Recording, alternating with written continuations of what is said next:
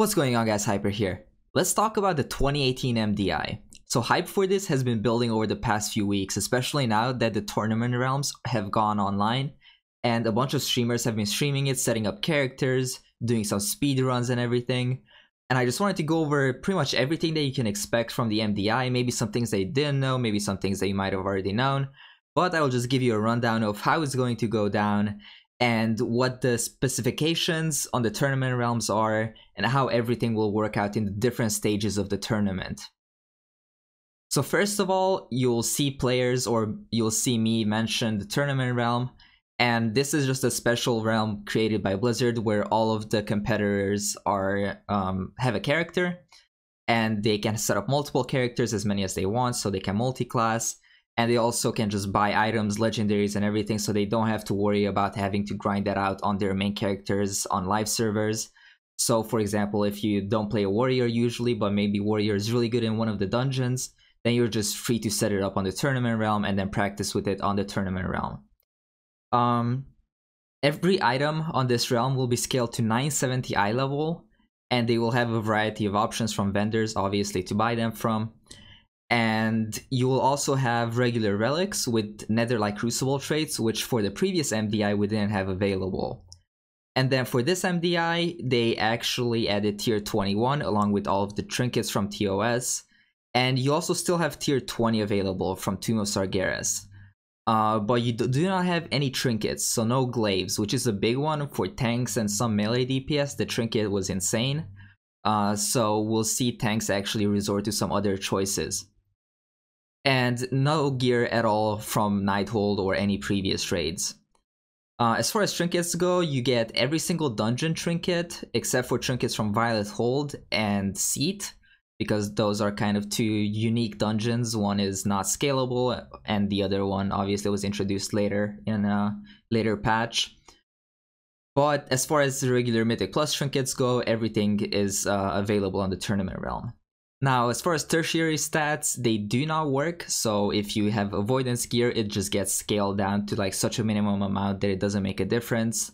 Like if an item has like 500 avoidance on it, it gets scaled down to like 1 or something.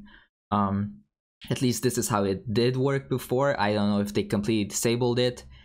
And as far as I know, there's no sockets on any gear. Except for the legendaries that already come with sockets, so Pride's, Sefu's, and I think that's it. Maybe the crafted belt. Over the past few weeks, we had the Proving Grounds, which was kind of like the barrier to entry into the competition, into the tournament. And for this, teams needed to complete 5 level 23 dungeons on live servers. With the same group, obviously. You can just switch people around. And you also needed to play the same character, so you couldn't switch up your comp over the 5 dungeons. And then after these teams qualified, this was basically just the qualification, they opened up the time trials, which will actually start in 2 days, so on March 27th. And for a 1-week period, this is the speedrun trial. So the keys that the teams will be doing is, first of all, is a Maw of Souls level 20 with Bursting, Quaking, and Fortified. Now for this dungeon, times we can expect probably like low 8 minutes up to like 9 and a little bit above 9 from the top teams. Obviously, like the lower teams might do it a little bit slower.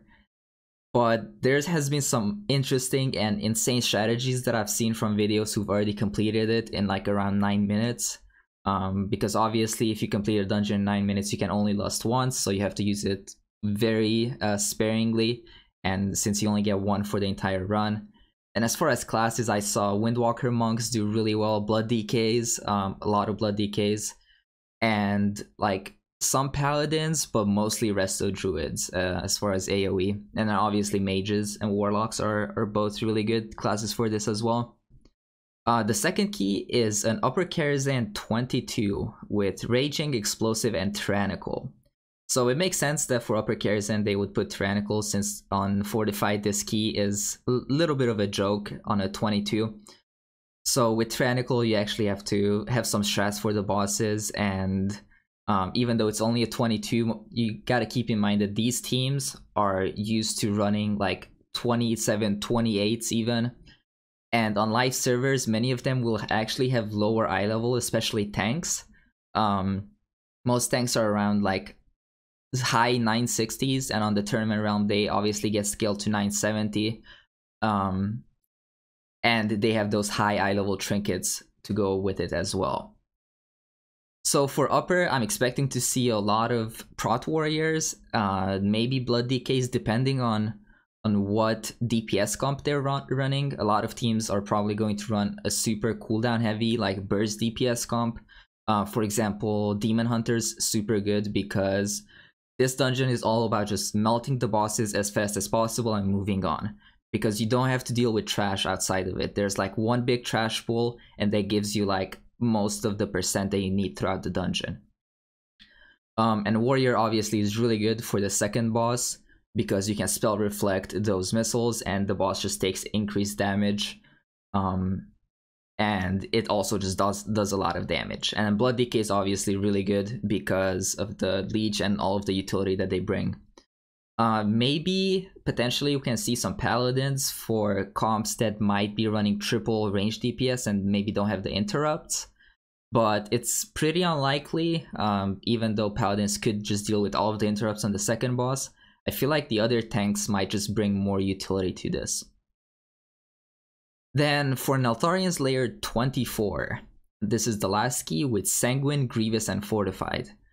Now this is kind of an interesting key because it's probably one of the longer dungeons, and it has a lot of mass pulls and kite pulls that you have to execute pretty well. And this is probably the dungeon that will be the most significant on how fast you complete it. For this, obviously, we'll be seeing like Blood DKs and probably Demon Hunters tanking, just because Demon Hunters can output that like high amount of damage, and they can also kite really well. If you don't know in Neltharions, there's quite a few packs that the tanks just need to kite, the Pelter packs, for example, because if the tank is not in range, then they will not cast on anyone.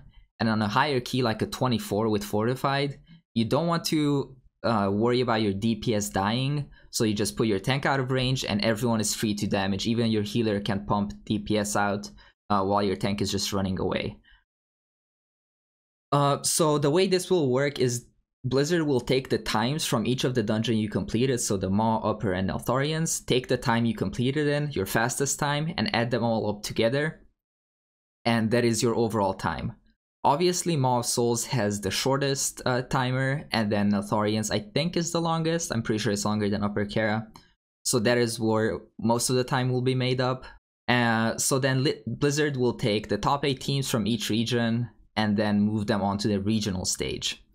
Now this time around, the regional stage will be different. Last year, when we had the 2017 MDI, the regional stage, they actually combined 2 regions. From what I remember, it was China and NA, and then EU and APAC. I might be wrong about that, but anyway, they combined 2 regions for each weekend or each stage. This time, each region just does its own regional stage, which I actually quite like, because then we get 2 teams from each region guaranteed. So for the first place, for the regionals, the prize pool is $6,000. And the minimum, if you get last or second to last, is $2,000. So basically just for making it through the time trials and participating in the regional stage. Then from there, we move on to the global stage, where we will have obviously teams from the regional stage who advanced.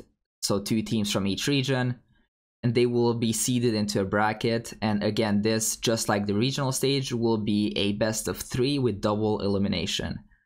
So if you lose one, you get dropped down to the lower bracket, where you have the potential to, again, win the tournament, or you get the chance to win the tournament if you don't lose any more games. So last year, it was a single elimination, which I think for regional stage, it's okay to have single elimination, but for global stage, it's definitely better to have a double elimination system, because a team might just have a bad dungeon. And I realized that, you know, some of these teams put in hours and hours and hours of practice, so to ensure that they don't have a bad dungeon, but sometimes stuff happens, And even if you get down to the lower bracket, you still have a chance to win the tournament. And then the final will be a best of 5. Now, the keys for the regional and the global stage obviously haven't been announced yet, and I actually asked some people that are participating in the MDI, and they said that Blizzard just hasn't said anything about it. I assume they will wait until after the time trials to tell them what keys they will be doing at the regional stage. And then after the regional stage, they will tell them what keys they will be doing at the global stage. And then for the global stage, the prize pool will be $50,000 for first place, $20,000 for second place, $10,000 for third and fourth, and $2,500 for 5th through 8th. Just a little bit of a general discussion about the MDI and the rules. I actually read through the entire document. So we still have states and countries that are excluded from this, which is kind of a bummer for people who are from there and are not able to compete.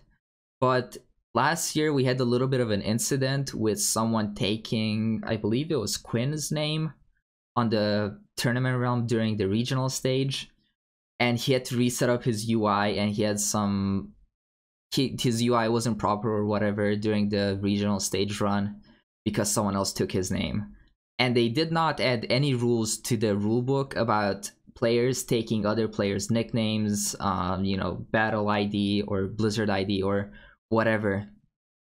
So I think it would be kind of important to add something, a clause where you're prohibited from just straight up sniping other people's names and using their names, even if you're not going to use that character, just because a lot of people use the same names on live server as tournament server, and it's just a lot easier to set up add-ons and you just move over files, you don't have to rename everything. But anyway, that's just kind of a small thing that came to mind. And then obviously this year we have double elimination instead of single elimination, and the qualifying process was also a little bit different. So overall, quite a few nice improvements from last year, and I can't wait to see how the Blizzard UI and you know, the whole regional and global stage UI will look whenever they're broadcasting these games. Because throughout the first MDI, they made improvements from day to day and week to week, which was very nice to see. And hopefully they took some of that feedback and they made even more improvements to this year's UI. But yeah, guys, that's a rundown of the 2018 MDI. And I'm really hyped for this. I can't wait to see the crazy strats that people are pulling out. I'm already watching quite a few streamers, and you've probably noticed the emergence of Mythic Plus streamers on Twitch. And they're just doing crazy strats, crazy setups, and I'm super excited for this. That's all I have for this video. Thank you for watching, and if you enjoyed it, please hit the like button and sub to the channel. And please let me know in the comment section, are you interested in the 2018 MDI? Are you interested in WoW esports in general? Are you going to be watching this? Maybe some of you might be participating. But yeah, just let me know what you think about it in the comment section. Again, thanks for watching, and I'll see you on the next one.